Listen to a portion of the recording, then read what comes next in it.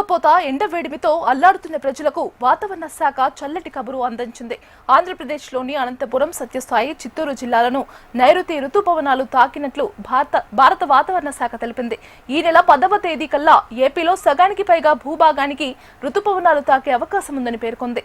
వచ్చే 2-3 రోజుల్లో తొలకరి జల్లు పడే అవకాశం ఉందని వాతావరణ కేంద్రం అధికారులు తెలిపారు. నైరుతి రుతుపవనాలు గురువారం కేరళను తాకాయి. సాధారణంగా జూన్ 1వ తేదీ నాటికి కేరళలోకి రుతుపవనాలు ప్రవేశించాల్సి ఉండగా 3 రోజులు ఆలస్యంగా చేరుకున్నాయి. జూన్ నుంచి సెప్టెంబర్ వరకు రుతుపవనాల సీజన్లో 90% వర్షపాతం నమోదయ్యే అవకాశం ఉందని ఐఎండీ పేర్కొంది. రుతుపవనాలు తాకిన ఉక్కపోత, వేడిమి పరిస్థితులు వెంటనే తగ్గవని, దక్షిణ కోస్తాలో వేడిగాలుల ప్రభావం కొద్ది రోజులు ఉంటుందని విశాఖ వాతావరణ కేంద్రం అధికారులు తెలిపారు. ఇక ఇదే అంశానికి సంబంధించి మరింత సమాచారం అందించడానికి మా కరెస్పాండెంట్ అనురాధ ఫోన్లు సిద్ధంగా ఉన్నారు.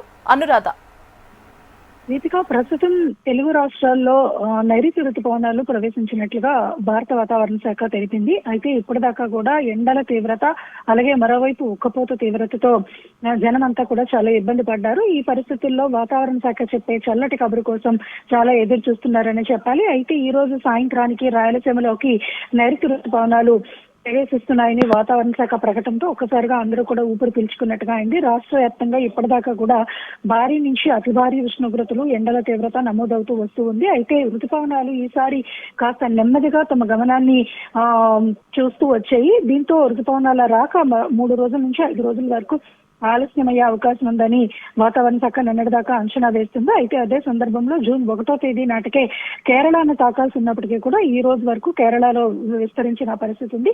అయితే ప్రస్తుతం ఈ రోజు సాయంత్రానికి రాయలసీమలో నైరుతి రుతుపవనాలు ప్రవేశిస్తాయి. ఆ తర్వాత నెమ్మదిగా జూన్ 10వ తేదీ నాటికి మొత్తం తెలుగు రాష్ట్రాల్లో సగం పైగా విస్తరించే అవకాశం ఉంది. అందుకు అనుకూలమైన వాతావరణం ఉంది అని చెప్పి వాతావరణ శాఖ అంచనాలు వేస్తుంది. నైరుతి ఎంటర్ అయిన నేపథ్యంలో కోస్తా ఆంధ్ర జిల్లాల్లో రానున్న 3 రోజుల్లోనూ కొన్ని చోట్ల భారీ నుంచి మోస్తరు వర్షాలు, మరికొన్ని చోట్ల తేలికపాటి వర్షాలు కూడా కురిసే అవకాశం ఉందని కూడా వాతావరణ శాఖ తెలిపింది.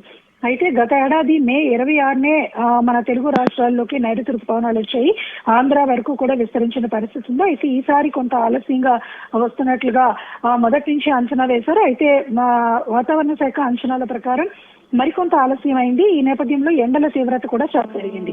అయితే ఖరీఫ్ సాగులో రైతుల్లో కొంత ఇప్పటి వరకు కూడా ఆశాభావం లేదు. ఈసారి వర్షాలు తక్కువ ఉంటాయని వచ్చిన సమాచారం ప్రకారం కొంత వాళ్ళంతా కూడా ఆందోళన పడ్డారు. అయితే అటువంటి పరిస్థితులు ఏమీ లేవు.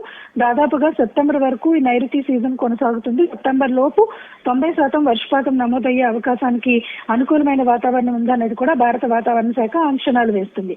అలాగే నైరుతి రుతుపవనాలు రాకతో ఒక్కసారిగా ఎండల తీవ్రత ఏమీ తగ్గదు. అలాగే వేడి వాతావరణం కూడా తగ్గదు. దక్షిణ కోస్తా ఆంధ్ర అంటే రాయలసీమ ప్రాంతాల వైపు కొద్దిగా ఉష్ణోగ్రతలు తగ్గుముఖం పట్టినప్పటికీ కూడా ఉత్తరాంధ్ర ఇటు మిగిలిన ప్రాంతాల్లో మాత్రం మరొక 3 రోజుల పాటు ఎండల తీవ్రత కొనసాగుతుంది. ఆ తరువాత క్రమేపీ కూడా ఎండల తీవ్రత తగ్గుతుంది. రానున్న వారం రోజుల తర్వాత నైరుతి విస్తరించిన తదుపరి వర్షాలు కురిసే అవకాశం ఉంది తెలుగు రాష్ట్రాల్లో అనేది కూడా వాతావరణ శాఖ అంచనాలు వేస్తే ఈ రోజు ఒక ప్రకటన కూడా రిలీజ్ చేయడం జరిగింది. వాతావరణ శాఖ అంచనాల ప్రకారం ఈ నెల దాదాపుగా మరొక 3 రోజుల్లో మొత్తం తెలుగు రాష్ట్రాల్లోకి నైరుతి రుతుపవనాలు విస్తరించే అవకాశం అయితే కనిపిస్తుంది. అనురాధ, మీరు అన్నట్టు భారీగా వర్షాలు కురిసే ఛాన్సెస్ ఉన్నాయని చెప్తున్నారు. మరి ఈ నేపథ్యంలో టోల్ ఫ్రీ నెంబర్ ఏమైనా ప్రొవైడ్ చేయడం జరిగిందా?